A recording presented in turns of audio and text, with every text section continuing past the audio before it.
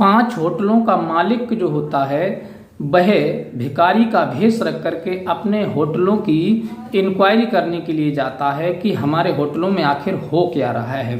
किसी ने बताया, उसी के एक मित्र ने बताया था कि भाई साहब आपने जो होटल खुलवाए हैं उनमें गरीबों की सुविधा आपने जो दे रखी है, गरीबों के लिए खाना निःशुल्क किया है, गरीबों की मदद के लिए आपने बोला है, वहाँ पर आपकी कही हुई बात का पालन बिल्कुल भी नहीं हो रहा है। यह अपने दोस्त की बात सुन करके होटल मालिक जो होता है वह अपने होटल की इंक्वायरी करने के लिए अपना भेष बदल लेता है, भिखारी का भेष रख लेता है और अपने होटल में पहुंच जाता है। और वहां पर जैसे ही होटल में भिखारी बना हुआ होता है घुसने लगता है, तैसे ही वहां का जो वेटर होता है वो उसे दरवाजे पर रोक देता है और धक्का मार करके वहां से भगा देता है। कहता है कि तेरी औकात नहीं है इस होटल में, यहाँ पर बड़े बड़े लोग आते हैं, वीआईपी लोगों के लिए खाना होता है और तू 2 कौड़ी का आदमी और इस वीआईपी होटल में खाना खाने के लिए आया है, कहाँ से आ गया।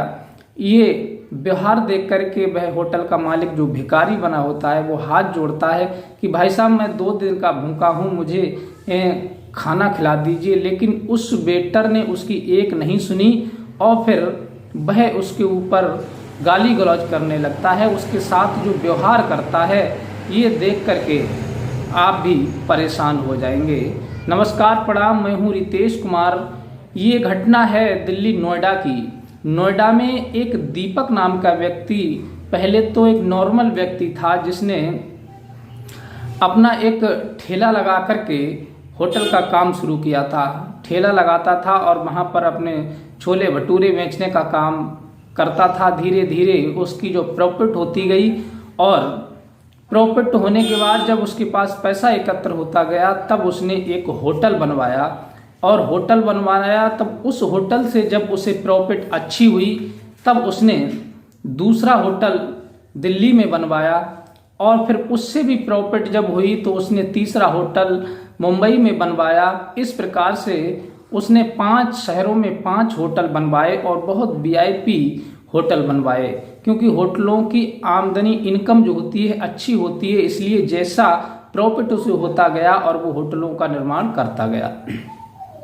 काफी समय बीत गया, उसके बाद उसके दोस्त ने आकर के उसे बताया कि भाई, और उसने अपने होटल में जो भी कर्मचारी लगाए थे, जो भी मैनेजर लगाए थे, जो भी वेटर लगाए थे, उन सबसे ये कह दिया था कि देखो भाई, मैं भी एक गरीब इंसान था और अब मैं पैसे वाला हो गया हूँ, लेकिन इंसान को कभी भी अपनी औकात नहीं भूलनी चाहिए। और ये बिल्कुल सत्य बात है कि जो इंसान अपनी औकात भूल जाता है वो एक ना एक दिन मुंह की भर जरूर गिरता है। इसलिए इंसान चाहे कितना भी बड़ा क्यों ना हो जाए, कितना भी पैसे वाला क्यों ना हो जाए, कितनी भी बलवान क्यों ना हो जाए, लेकिन उसे अपनी जमीनी स्तर को नहीं भूलनी चाहिए, अपनी जमीनी स्तर को नहीं छोड़ना चाहिए। कुछ लोग ऐसे होते हैं कि जिनके पास थोड़ा सा पैसा हो जाता है, उनके अंदर अहंकार आ जाता है, अभिमान आ जाता है और फिर वो अपने अहंकार अभिमान में किसी दूसरे व्यक्ति को तुच्छ सा समझने लगते हैं। इंसान के पतन के उसी दिन शुरू हो जाते हैं। इसलिए उसने सोचा कि अब मैं जाकर के देखता हूँ। मेरे मित्र ने मुझे बताया है कि होटलों में जो मैंने कहा था कि गरीबों के लिए सताया ना जाए, गरीबों के लिए खाना निःशुल्क दिया जाए, किसी दुख परेशानी में कोई व्यक्ति है उसकी मदद की जाए, क्या मेरे होटलों में ऐसा नियम लागू है या नहीं। यह जानकारी के लिए वह अपना भेष बदल लेता है और वह भिखारी बन जाता है और पहले होटल दिल्ली में पहुंचता है जहां उसने सबसे पहले होटल बनवाया था। वहां जब पहुंचता है तो वेटर निकल करके आता है और वेटर उसकी हालत जब देखता है तो उसे बाहर रोक देता है और कहता है कि तुझे शर्म नहीं आ रही है, तू होटल के अंदर घुसा जा रहा है, यहाँ वीआईपी लोग आते हैं और वीआईपी लोगों के लिए व्यवस्था है, तेरी औकात नहीं है ये इतने वीआईपी होटल में बैठने की। और फिर वह दीपक जो होटल का मालिक भिखारी बना होता है वह बार बार प्रार्थना करता है कि भाई साहब, मैं कई दिन से भूखा हूँ, कई दिन से परेशान हूँ, मुझे भोजन नहीं मिला है, आप मुझे एक टाइम का भोजन करा दीजिए। वो वेटर उसकी एक बात नहीं सुनता और मैनेजर को बुला लेता है। फिर मैनेजर भी आकर के उससे भली बुरी कहने लगता है, कई फटकारे लगाता है, फिर वो वहां से चला जाता है दीपक।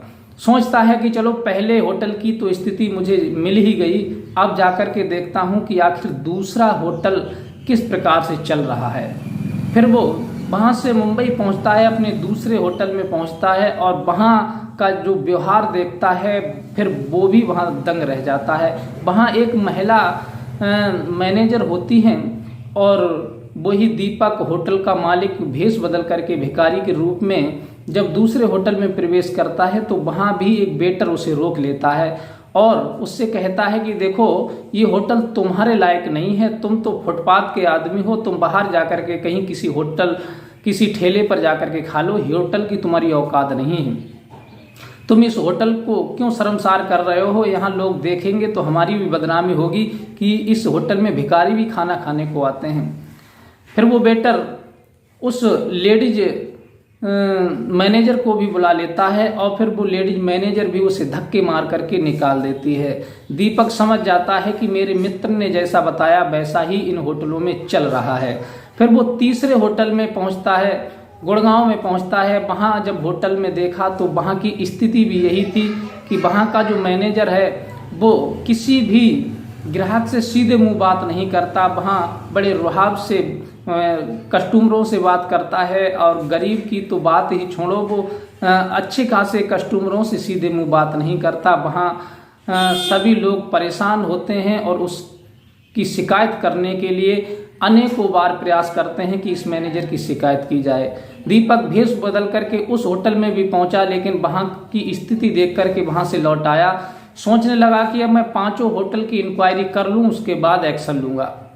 फिर चौथे होटल में पहुंचता है, उसकी भी यही स्थिति रहती है। वहाँ भी मैनेजर गरीबों की कोई देखरेख नहीं करता।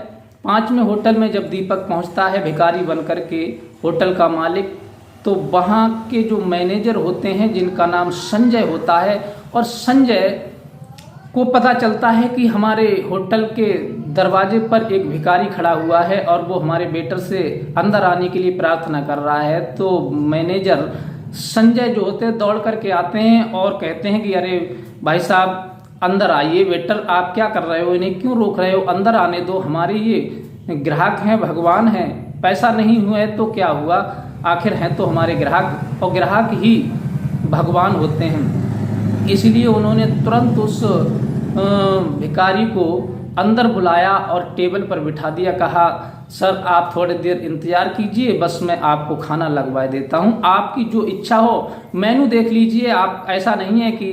तो वो भिखारी कहता है, होटल का मालिक जो भेष बनाए हुए बैठा हुआ था भिखारी बना हुआ, वो कहता है कि भाई साहब मैं मेनू क्या देख लूँ, मेरे पास तो पैसे भी नहीं है देने के लिए, मुझे बस एक टाइम का आप खाना खिला दीजिए, कई दिन हो गए मेरे पास कुछ नहीं है, भीख नहीं मिली है और मुझे खाना भी नहीं मिला है। मैनेजर कहता है कोई बात नहीं, पैसा नहीं है, पैसे की कोई ज़रूरत नहीं है, हमारे मालिक का ये आदेश है कि कोई दुखी आ जाए, कोई लाचार आ जाए, कोई परेशान आ जाए तो उसकी मदद करो, क्योंकि मदद करना ही सबसे बड़ा धर्म होता है, परोपकारी ही जीवन में सबसे बड़ा धर्म है। स्वार्थी लोगों का कोई ठिकाना कहीं नहीं होता, उन्हें तो भगवान भी उनकी निरादर करता है।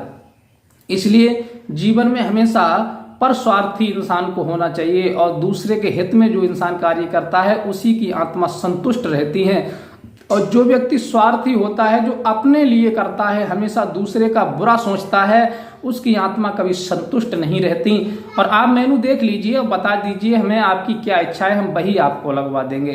तब मैनेजर उसकी बताए हुए आइटमों को टेबल पर लगवा देता है और फिर वह भिखारी भरपेट खाना खाता है। खाने के बाद जो अपनी दाढ़ी मूंछ लगाए हुए था और जो टोपी लगाए हुए था, मुंह बांधे हुए था, वो सब खोलता है। खोल करके जो पुराने वस्त्र होते हैं भिखारी वाले वो उतार देता है और मैनेजर के लिए वो दीपक अपने गले से लगा लेते हैं और कहते हैं कि शाबाश, तुमने हमारी बातों का ध्यान रखा और गरीबों का सम्मान किया। इसी प्रकार से हमारी बात को ध्यान में रखते हुए हमेशा गरीबों का सम्मान करते रहना, हमेशा गरीबों का आदर करते रहना, क्योंकि दूसरे के हित में जो इंसान कार्य करता है उसके हित में भगवान कार्य करता है।